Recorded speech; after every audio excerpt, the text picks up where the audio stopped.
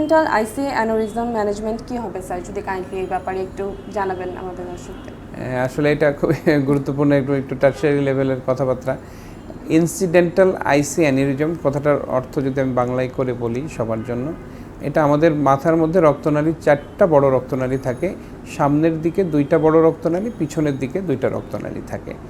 পিছনের যে 2টা রক্তনালী ইউজুয়ালি ব্রেনের পিছনের অংশকে সাপ্লাই দেয়, আর সামনের দিকে যে 2টো রক্তনালী সেটা ব্রেনের সামনের দিককে সাপ্লাই দেয়।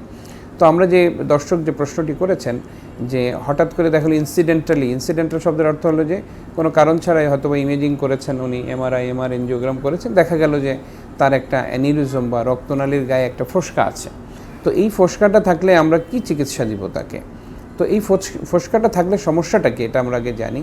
যে আইসিএতে ইন্টারনাল ক্যারোটিড আর্টারি, সামনের দিকের রক্তনালী, যে কোনো একটাতে রক্তনালীর গায়ে একটা ফোসকা আছে। আমরা জানি শরীরের আঙ্গুলের এখানে একটা ফোসকা পড়লো, তো এটা এত বেশি পাতলা একটা ওয়াল থাকে যেখানে একটু টাচ করলেই ফেটে যায়।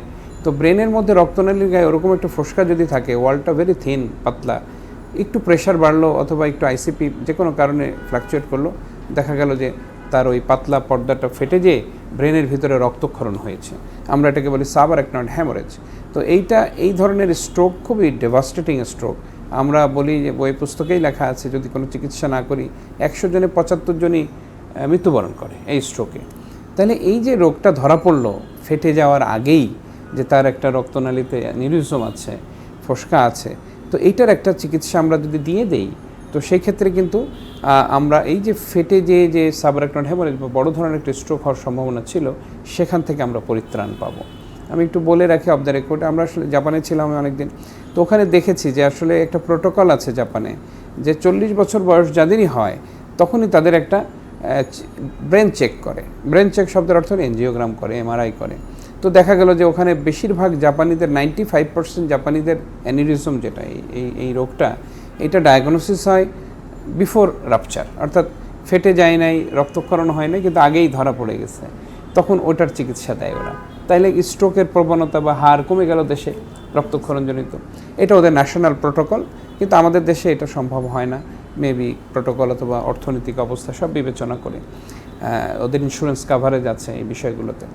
তো এই জন্য ইনসিডেন্টালি যদি কোনো অ্যানিউরিজম এভাবে পাওয়া যায়, ডেফিনেটলি আমাদের চিকিৎসা করতে হবে।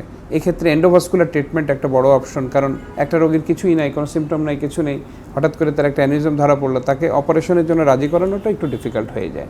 এই কারণে আমরা এন্ডোভাস্কুলার টেকনিক যেটা, অর্থাৎ না কেটে রক্তনালীর ভিতর দিয়ে আমরা ওখানে যে কয়েলিং করতে পারি, স্টেন্টিং করতে পারি, ফ্লো ডাইভারশন করতে পারি, এরকম নানা রকম চিকিৎসার আধুনিক প্রযুক্তি আছে যেগুলোর মাধ্যমে আমরা চিকিৎসা করবো। অবশ্যই চিকিৎসা করতে হবে।